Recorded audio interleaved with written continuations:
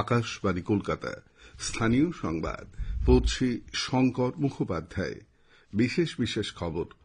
Home আইসোলেশনে থাকা Covid রোগীদের মৃত্যুহার কমাতে রাজ্য স্বাস্থ্য দপ্তর বিশেষ ব্যবস্থা নিচ্ছে। করোনা সংক্রমণ পরিস্থিতি এবং উন্নয়নী কাজের অগ্রগতি খতিয়ে দেখতে মুখ্যমন্ত্রী মমতা ব্যানার্জি আগামী 5ই নভেম্বর রাজ্য স্তরে প্রশাসনিক বৈঠক করবেন। উৎসবের মরশুমে কোভিড স্বাস্থ্যবিধি ঠিকমতো মানা হচ্ছে না বলে উদ্বিগ্ন কেন্দ্রীয় স্বরাষ্ট্র মন্ত্রক রাজ্যগুলিকে চিঠি দিয়েছে। এরাজ্যে গত 24 ঘণ্টায় করোনা সংক্রমণ সামান্য হলেও কিছুটা কমেছে। কেন্দ্রীয় স্বরাষ্ট্রমন্ত্রীর সঙ্গে বৈঠক করতে রাজ্যপাল জগদীপ ধনখড় নতুন দিল্লি গেছেন। রাজ্যে একের পর এক বিজেপি নেতা ও কর্মীর খুনের ঘটনায় কেন্দ্রীয় প্রতিমন্ত্রী বাবুল সুপ্রিয় রাজ্য সরকারের তীব্র সমালোচনা করেছেন। আইপিএল ক্রিকেটে আজ দুবাইয়ে কলকাতা নাইট রাইডার্স টিকে থাকার লড়াইয়ে চেন্নাই সুপার কিংসের মোকাবিলা করবে। করোনা সংক্রমণ এড়াতে মাস্ক পরুন এবং ঠিকভাবে পরুন। 2 গজ দূরে থাকুন, নিরাপদ দূরত্ব বজায় রাখুন, হাত ও মুখ পরিষ্কার পরিচ্ছন্ন রাখুন। আসছি বিস্তারিত সংবাদে। হোম আইসোলেশনে থাকা করোনা রোগীদের বিষয়ে গতকাল প্রশাসনের শীর্ষ কর্তাদের সঙ্গে স্বাস্থ্য দপ্তরের বৈঠক হয়। স্থির হয়েছে যে হোম আইসোলেশনে থাকা রোগীরা টেলিমেডিসিনের পরামর্শ যেমন নিচ্ছেন তেমনিই নেবেন। এছাড়াও স্বাস্থ্য দপ্তর একদিন অন্তর ফোন বা SMS করে তাদের খোঁজ খবর নেবে। এই রোগীরা যাতে চিকিৎসার সমস্যায় না পড়েন সেজন্য পাড়ার চিকিৎসকদের প্রশিক্ষণ দেওয়া হবে। বেলেঘাটা আইডি হাসপাতালে আরও 200 বেড বাড়ানো হচ্ছে। MR বাঙুর মেডিকেল কলেজ এবং আইডি হাসপাতালেও লিকুইড অক্সিজেন সরবরাহের ব্যবস্থা করা হচ্ছে। হোম আইসোলেশনে থাকা রোগীদের মৃত্যুহার কমাতে উপযুক্ত ব্যবস্থা গ্রহণের বিষয়ে আজ এক বিশেষ বৈঠক ডাকা হয়েছে। স্বাস্থ্য সচিব নারায়ণ স্বরূপ নিগম ভিডিও কনফারেন্সের মাধ্যমে সব পুরসভার প্রধান এবং প্রশাসক মণ্ডলীর চেয়ারম্যানদের সঙ্গে বৈঠক করবেন। উপযুক্ত ব্যবস্থা না থাকা সত্ত্বেও হোম আইসোলেশনে থাকার কারণেই কলকাতা সহ রাজ্যের কয়েকটি জেলায় মৃত্যুহার বাড়ছে বলে স্বাস্থ্য আধিকারিকরা মনে করছেন। শ্বাসকষ্ট এবং অন্যান্য জটিল উপসর্গ শুরু হবার পরেই হাসপাতালে নিয়ে যাবার কারণে অধিকাংশ রোগীর মৃত্যু হচ্ছে। এই সমস্যার সমাধানে সুনির্দিষ্ট রূপরেখা তৈরি করতে স্বাস্থ্য দপ্তর সংশ্লিষ্ট সবাইকে নিয়ে আগামী 7ই নভেম্বরের মধ্যে প্রশিক্ষণ শিবিরের আয়োজন করবে। এদিকে করোনা সংক্রমণের হার কমাতে রাজ্য সরকার ব্যাপকভাবে মাস্ক ব্যবহারের ওপর গুরুত্ব দিচ্ছে। প্রত্যেকটি নাগরিক যাতে মাস্ক ব্যবহার করেন তা নিশ্চিত করতে রাজ্য সরকার জেলা প্রশাসনকে নির্দেশ দিয়েছে। স্বনির্ভর গোষ্ঠীর মাধ্যমে আরও বেশি সংখ্যক মাস্ক তৈরি করে তা বিনামূল্যে সাধারণ মানুষের মধ্যে বিলি করা হবে। উৎসবের পরে করোনা সংক্রমণের পরিস্থিতির পাশাপাশি রাজ্য জুড়ে বিভিন্ন উন্নয়নমূলক কাজের অগ্রগতি খতিয়ে দেখতে মুখ্যমন্ত্রী মমতা ব্যানার্জি আগামী 5ই নভেম্বর রাজ্য স্তরে প্রশাসনিক বৈঠক করবেন। করোনা চিকিৎসা পদ্ধতির বিষয় নিয়েও এই বৈঠকে আলোচনা হবার কথা। চলতি উৎসবের মরশুমে কোভিড সংক্রান্ত স্বাস্থ্যবিধি সঠিকভাবে পালন করা হচ্ছে না বলে কেন্দ্রীয় স্বরাষ্ট্র মন্ত্রক উদ্বেগ প্রকাশ করেছে। কেন্দ্রীয় স্বরাষ্ট্র সচিব অজয় ভাল্লা এক চিঠিতে বিভিন্ন রাজ্যের মুখ্য সচিবদের জানিয়েছেন যে আবশ্যিকভাবে মাস্কের ব্যবহার এবং দূরত্ব বজায় রাখা সংক্রান্ত বিধিনিয়ম ঠিকভাবে মেনে চলা হচ্ছে না। বিষয়টিকে হালকাভাবে না দেখে অবিলম্বে সংক্রমণ ঠেকাতে তৃণমূল স্তর পর্যন্ত মানুষের মধ্যে সঠিক স্বাস্থ্যবিধি মেনে চলার বিষয়টি সুনিশ্চিত করতে কেন্দ্রীয় স্বরাষ্ট্র সচিব মুখ্য সচিবদের নির্দেশ দিয়েছেন। এরাজ্যে করোনা সংক্রমণ সামান্য হলেও কমেছে। গত সন্ধ্যায় রাজ্যের স্বাস্থ্য দপ্তর প্রকাশিত সর্বশেষ রিপোর্ট অনুযায়ী 24 ঘণ্টায় নতুন করে ৩,৯২৪ জন করোনা সংক্রমিত হয়েছেন। ফলে এ পর্যন্ত ৩,৬১,৭০৩ জন করোনা সংক্রমিত হলেন। এই সময় ৩,৯২৫ জন সুস্থ হয়ে ওঠায় মোট আরোগ্যপ্রাপ্তের সংখ্যা বেড়ে হল ৩,১৭,৯২৮। রাজ্যে করোনা থেকে আরোগ্যের হার কিছুটা বেড়ে 87.৯% হয়েছে। এই সময় আরও ৬০ জনের মৃত্যু হওয়ায় রাজ্যে মোট মৃতের সংখ্যা বেড়ে হয়েছে ৬,৬৬৪। এর মধ্যে কলকাতাতেই মারা গেছেন ২,১৫৭ জন।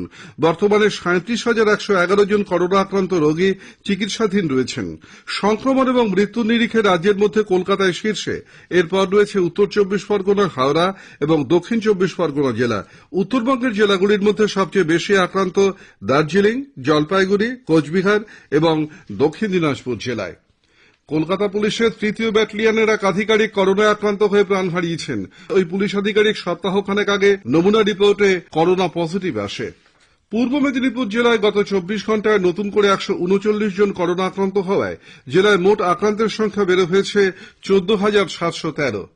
পুজোর পর করোনা আক্রান্তের সংখ্যা বাড়ার সম্ভাবনাকে মাথায় রেখে গতকাল মুর্শিদাবাদ জেলা জুড়ে সবকটি ব্লকে র্যাপিড অ্যান্টিজেন টেস্ট বাড়ানো হয়েছে। নেওয়া হচ্ছে নানান সতর্কতামূলক ব্যবস্থাও। বেলভিউ ক্লিনিকে চিকিৎসাধীন অভিনেতা সৌমিত্র চট্টোপাধ্যায়ের অবস্থা এখন স্থিতিশীল। গত সন্ধ্যায় তাকে প্রথম দফা ডায়ালিসিস দেবার পর রক্তে ইউরিয়া ক্রিয়েটিনিনের মাত্রা কমানো সম্ভব হয়েছে। তার অবস্থা সংকটজনক হলেও নতুন কোনো সমস্যা বা উপসর্গ দেখা দেয়নি বলে হাসপাতাল সূত্রের খবর। স্থানীয় সংবাদ শুনছেন আকাশবাণী কলকাতা কেন্দ্র থেকে। রাজ্যপাল জগদীপ ধনখড় কেন্দ্রীয় স্বরাষ্ট্রমন্ত্রী অমিত শাহর সঙ্গে বৈঠক করতে গতকাল দিল্লি গেছেন। এক টুইট বার্তায় তিনি তার সফরের বিষয়ে জানিয়ে বলেছেন যে আজ সকালে তিনি স্বরাষ্ট্রমন্ত্রীর সঙ্গে বৈঠকে বসবেন। 30শে অক্টোবর তিনি কলকাতায় ফিরে আসবেন। এরপর রাজ্যপালের 1 মাসের জন্য দার্জিলিং সফরে যাবার কথা। রাজ্য বিজেপির সাংগঠনিক পর্যায়ে রদবদল করা হয়েছে। বিজেপির সর্বভারতীয় সভাপতি জেপি নাড্ডা অমিতাভ চক্রবর্তীকে দলের সাংগঠনিক রাজ্য সাধারণ সম্পাদক নিযুক্ত করেছেন। এতদিন সুব্রত চট্টোপাধ্যায় এই পদে ছিলেন। এদিকে শ্রী নাড্ডা মাত্র কয়েকদিনের ব্যবধানে আবার এ রাজ্যে আসতে চলেছেন বলে জানা গেছে। 6ই নভেম্বর দুদিনের জন্য তাঁর এ রাজ্যে আসার কথা। কেন্দ্রীয় প্রতিমন্ত্রী বাবুল সুপ্রিয় রাজ্যে একের পর এক বিজেপি কর্মীর হত্যার ঘটনায় রাজ্য সরকারের তীব্র সমালোচনা করে বলেছেন যে বিজেপি কর্মীরা বাংলার নবনির্মাণে যুক্ত হবার কারণেই মুখ্যমন্ত্রী মমতা ব্যানার্জির শাসনে দৈনিক তাদের খুন হতে হচ্ছে। এদিকে পটাশপুরে নিহত মদন ঘড়ুইয়ের মরদেহর আবার ময়নাতদন্ত এবং পরিবারের হাতে দেহ তুলে দেবার দাবিতে কেন্দ্রীয় স্বরাষ্ট্রমন্ত্রী অমিত শাহর হস্তক্ষেপ দাবি করেছে যুব মোর্চা। মোর্চার অভিযোগ যে 15 দিন ধরে মরদেহ হাসপাতালে পড়ে থাকলেও আদালতের নির্দেশ থাকা সত্ত্বেও রাজ্য সরকার কোনো উদ্যোগ নিচ্ছে না। মদন ঘড়ুইয়ের খুনের ঘটনায় জড়িতদের গ্রেপ্তার এবং তাদের বিরুদ্ধে কঠোর ব্যবস্থা নেবার দাবিতে বিজেপি কর্মীরা গতকাল মেয়র রোডে গান্ধী মূর্তির সামনে বিক্ষোভ দেখান। এদিকে উত্তর 24 পরগনার শ্যামনগরের কাউগাছিতে মিলন হালদার নামে এক বিজেপি কর্মীর মৃত্যুতে উত্তেজনা ছড়িয়েছে। হাওড়ার বাগনানে বিজেপি কর্মী কিঙ্কর মাঝির গুলিবিদ্ধ হয়ে মৃত্যুর প্রতিবাদে বিজেপি আজ ওই এলাকায় 12 ঘণ্টা বন্ধের ডাক দিয়েছে। এনআরএস হাসপাতালে ভর্তি কিঙ্কর মাঝির মৃত্যুর খবর ছড়িয়ে পড়তেই গতকাল বিজেপি কর্মী সমর্থকরা টায়ার জ্বালিয়ে পথ অবরোধ করে বিক্ষোভ দেখান। পুলিশের সঙ্গে খণ্ডযুদ্ধও বাধে। অষ্টমীর রাতে তৃণমূল কংগ্রেসের দুষ্কৃতীরাই কিঙ্কর বাবুকে লক্ষ্য করে গুলি চালিয়েছিল বলে বিজেপির অভিযোগ, যদিও তৃণমূল কংগ্রেস এই অভিযোগ অস্বীকার করেছে। আগামীকাল লক্ষ্মী পুজো। বাংলার ঘরে ঘরে সম্পদের দেবীর আরাধনার জন্য চলছে আয়োজন। নদিয়ার তাহেরপুরে মৃৎশিল্পী এবং পটশিল্পীদের আঁকা সরার চাহিদা দিন দিন বেড়েই চলেছে। একটি প্রতিবেদন।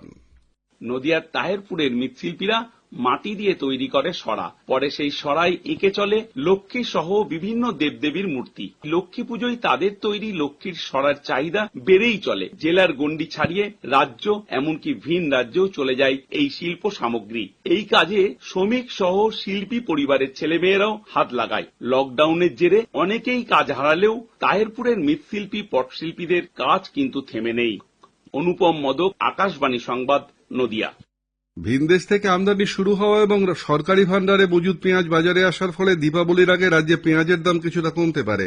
রাজ্যের কৃষি বিপণন দপ্তর সূত্রের খবর যে আফগানিস্তান এবং মিশর থেকে আমদানি করা পেঁয়াজ রাজ্যের বাজারে আসতে শুরু করেছে। একই সঙ্গে নাফেড তাদের মজুত করা পেঁয়াজের বেশ কিছুটা বাজারে ছেড়েছে। ইতিমধ্যে এই সংস্থা 43,000 টন পেঁয়াজ বাজারে ছেড়েছে বলে খবর। আইপিএল ক্রিকেটের ম্যাচে আজ দুবাইয়ে Kolkata Knight Riders Chennai Super কিংসের বিরুদ্ধে খেলবে। খেলা শুরু হবে সন্ধ্যা 7:30টায়। 12 ম্যাচে 12 পয়েন্ট নিয়ে নাইট রাইডার্স দিক তালিকার 5ম স্থানে আছে। কিংস ইলেভেনের সমসংখ্যক ম্যাচে পয়েন্ট 12। নেট রান রেটে এগিয়ে থাকায় কিংস ইলেভেন রয়েছে 4র্থ স্থানে। প্লে অফের লড়াইয়ে টিকে থাকতে গেলে নাইটদের আজকের ম্যাচ জিততেই হবে। গতরাতে আবুধাবিতে মুম্বাই ইন্ডিয়ান্স 5 উইকেটে রয়্যাল চ্যালেঞ্জার্স ব্যাঙ্গালোরকে হারিয়ে দিয়েছে। পূর্ব বর্ধমানের কাটোয়ার রায়েরপাড়া এলাকায় গত সন্ধ্যায় একটি চায়ের দোকানে আগুন লেগে এক ব্যক্তি প্রাণ হারিয়েছেন। দোকানটি সম্পূর্ণ পুড়ে গেছে। পূর্ব বর্ধমানের কালনা থানার পূর্ব সাতগাছিয়া গ্রামে এক গৃহবধূর ওপর অ্যাসিড হামলা চালানোর অভিযোগে পুলিশ সাধন বিশ্বাস নামে এক ব্যক্তিকে গ্রেপ্তার করেছে। গতকাল তাকে আদালতে পেশ করা হলে বিচারক 4 দিনের জন্য পুলিশ হেফাজতে পাঠাবার নির্দেশ দেন। শেষ করার আগে স্থানীয় সংবাদের বিশেষ কিছু অংশ আরেকবার। হোম আইসোলেশনে থাকা কোভিড রোগীদের মৃত্যুহার কমাতে রাজ্য স্বাস্থ্য দপ্তর বিশেষ ব্যবস্থা নিচ্ছে। উৎসবের মরশুমে কোভিড স্বাস্থ্যবিধি ঠিকমতো মানা হচ্ছে না বলে উদ্বিগ্ন কেন্দ্রীয় স্বরাষ্ট্রমন্ত্রক রাজ্যগুলিকে চিঠি দিয়েছে। এ রাজ্যে গত 24 ঘণ্টায় করোনা সংক্রমণ সামান্য হলেও কিছুটা কমেছে। কেন্দ্রীয় স্বরাষ্ট্রমন্ত্রীর সঙ্গে বৈঠক করতে রাজ্যপাল জগদীপ ধনখড় নতুন দিল্লি গেছেন। আইপিএল ক্রিকেটে আজ দুবাইয়ে কলকাতা নাইট রাইডার্স টিকে থাকার লড়াইয়ে চেন্নাই সুপার কিংসের মোকাবিলা করবে। স্থানীয় সংবাদ শেষ হলো।